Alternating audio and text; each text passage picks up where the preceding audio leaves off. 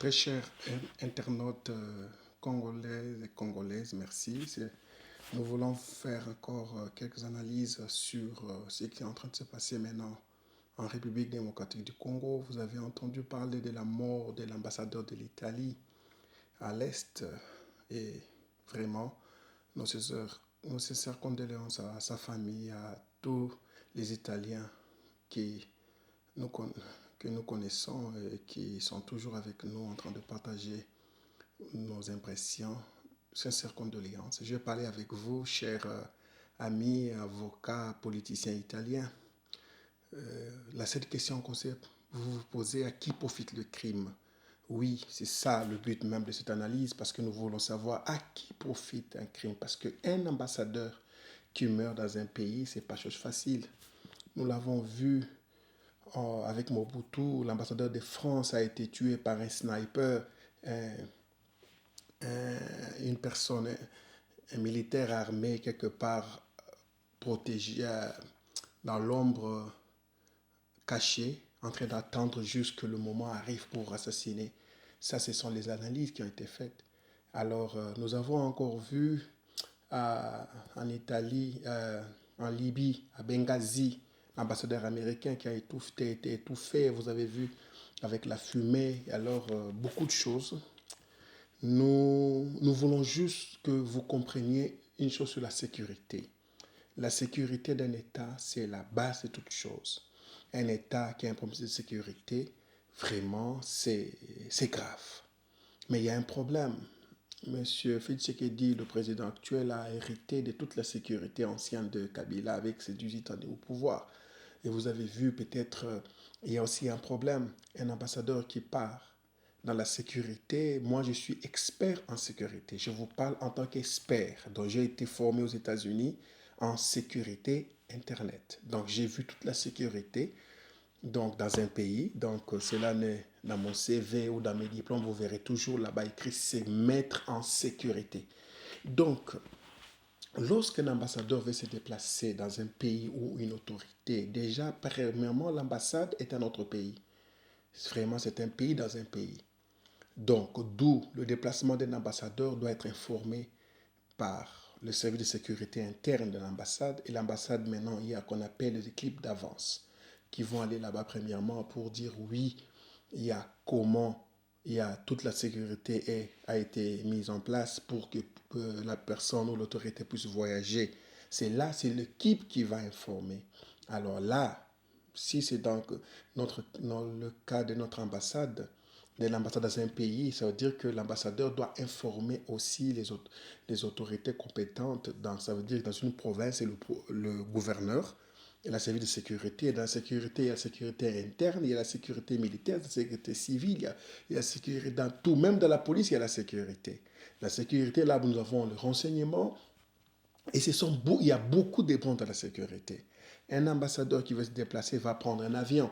L'avion, par exemple, supposons qu'il est allé avec un avion commercial à l'aéroport. S'il n'a pas informé, l'aéroport, déjà, il y a aussi des services de sécurité là-bas. Ça peut être un jet privé, ça peut être un avion commercial. Le service de sécurité informera, après avoir vu le passeport diplomatique, doit informer les officiers ou le chef de l'aéroport ou l'officier des liaisons entre les provinces pour informer, que la plupart des gens, le temps on ne connaît pas, va informer à l'autorité compétente qu'on appelle le gouverneur. Et le gouverneur aussi maintenant, ou le chef d'état-major basé dans la province, et le gouverneur à son tour recevra des informations.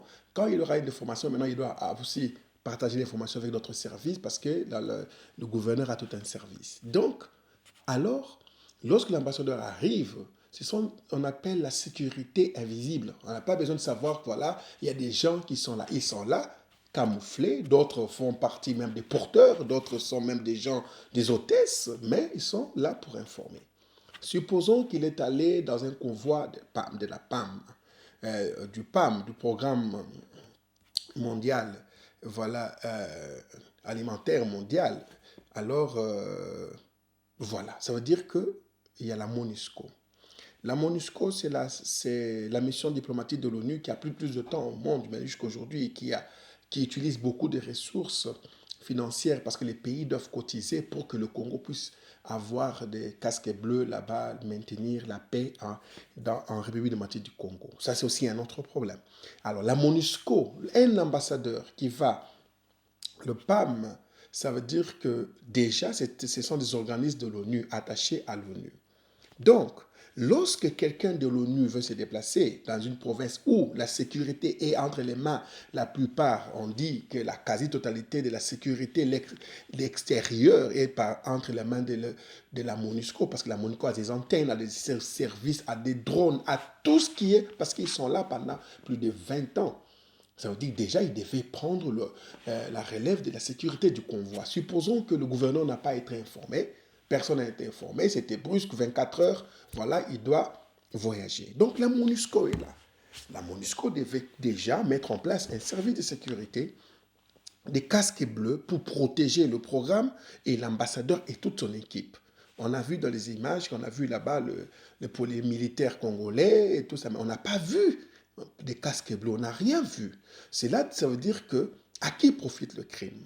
Ce sont des rebelles, en disant que un ami italien m'a dit, ben non, peut-être c'est votre gouvernement qui est en train de masquer. Je vous dis sincèrement, sans parti pris, le gouvernement du Congo n'a rien à gagner dans tout cela. Un ambassadeur qui meurt en République du Congo, qu'est-ce que le gouvernement aura à gagner? D'ailleurs, c'est en train de ternir son image. Donc ça veut dire que ça n'a rien à voir. Alors, supposons que ce sont des rebelles. D'où viennent-ils? Comment ont-ils fait irruption? Un convoi en train de passer, ça veut dire qu'ils existent. Ils étaient là. Ça veut dire que maintenant, là, nous allons maintenant la sécurité interne. Donc, le gouverneur, la sécurité civile, qu'on appelle le renseignement, ou la NER, ou on peut dire la sécurité de la police, devait savoir que dans tel lieu sont des zones à risque. Lorsque j'ai suivi encore un non gradé dire que zone 1 en risque, ça veut dire qu'ils savent que c'est une zone à risque. Qu'ont-ils fait pour réduire ce risque?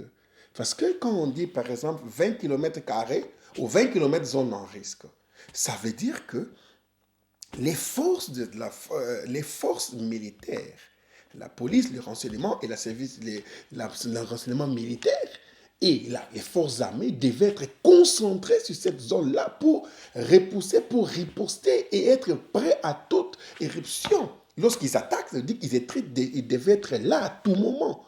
Pourquoi on appelle zone à risque et on ne prend pas des dispositions pour réduire le risque? Voilà l'héritage. C'est l'héritage. Donc, moi, vous savez, chers compatriotes, je n'aime pas flatter les gens. Vous ne me verrez pas dire non.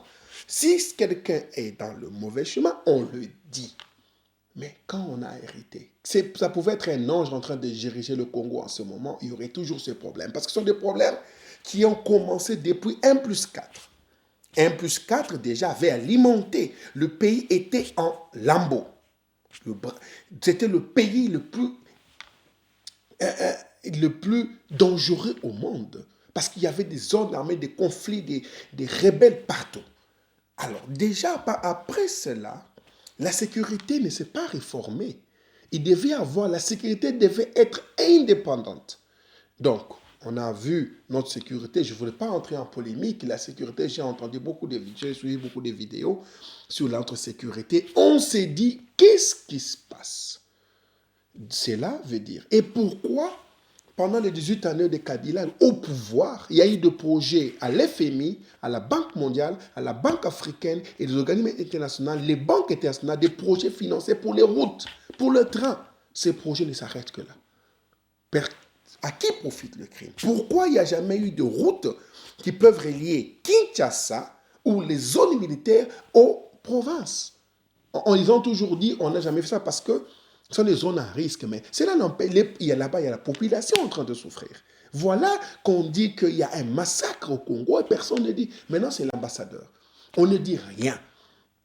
Pourquoi le développement du Congo a été fait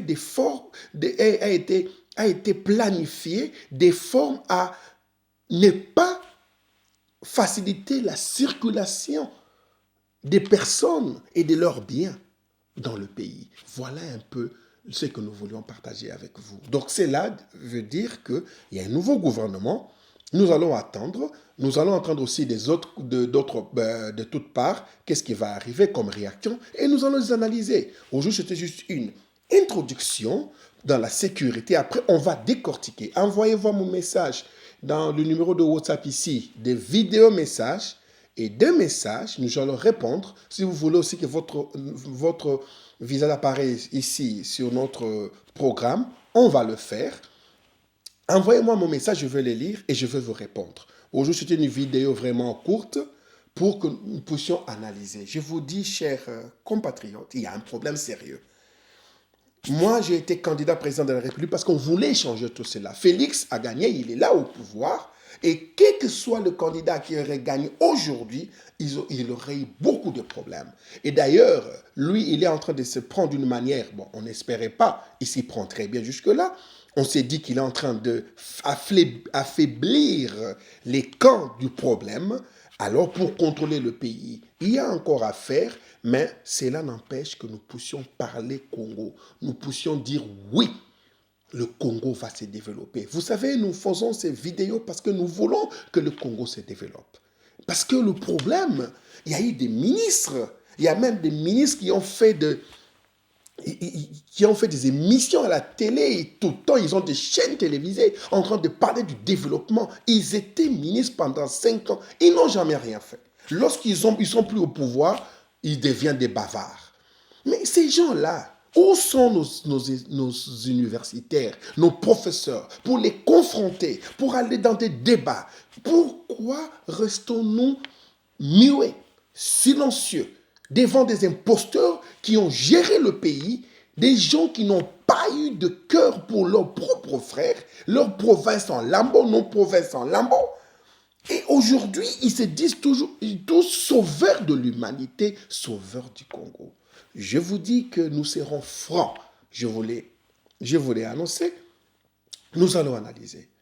Nous ne sommes pas en train de flatter quelqu'un. Loin de là.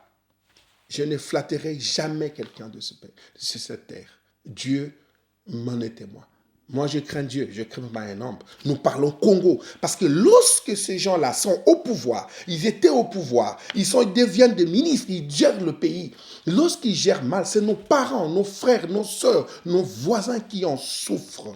C'est le pays qui en souffre, ce n'est pas eux. Alors pourquoi allons-nous rester silencieux ou allons-nous les flatter? Ils ne donneront même pas la vie éternelle. Ils vont nous les flatter. Pourquoi? On va dire la vérité. Demain, nous aurons, déjà le 24, nous aurons une vidéo sur le développement. Je vais expliquer, le 24 février, demain 2021, je vais expliquer comment tout cela pouvait être évité. Comment est-ce que le régime Kabila a mis en place un système de corruption des projets de développement. Les projets ne passent pas. Tout ce que vous voyez là, la plupart des gens viennent des Blancs, ils viennent des investisseurs, après ils partent, ils ne font rien. Je vais vous expliquer où se trouve la magouille. Qui alimente ce genre de fiasco pour que nos peuples, pour que nos étudiants, pour que nos gens qui sont là en train de souffrir, des salariés des travailleurs qui n'ont pas de salaire pendant des mois et des mois, en train de pleurer, et ils sont en train de s'enrichir. Ils sont là au Parlement, au Sénat, et maintenant ils veulent le gouvernement. C'est toujours les mêmes personnes. Je crois que le président Félix Tshisekedi a beaucoup à faire. Les identifier. On se craint plus. Son ennemi, oui, n'est pas à craindre. On ne craint plus celui-là qui est à côté de nous. Il peut tout faire. Ils sont là. Voyons voir ce qui va arriver. Moi, je vous dis merci. Et demain, aujourd'hui, c'était une journée de deuil. Nous pleurons l'ambassadeur. Vraiment, je suis allé autant de fois à l'Italie. J'ai beaucoup d'amis italiens. Et je vous dis que cela ne pouvait pas arriver en ce moment.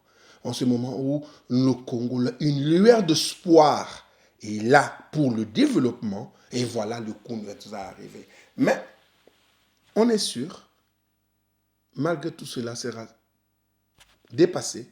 Il y aura des enquêtes et les coupables seront identifiés. Et je vous remercie beaucoup. Bonne journée à vous tous.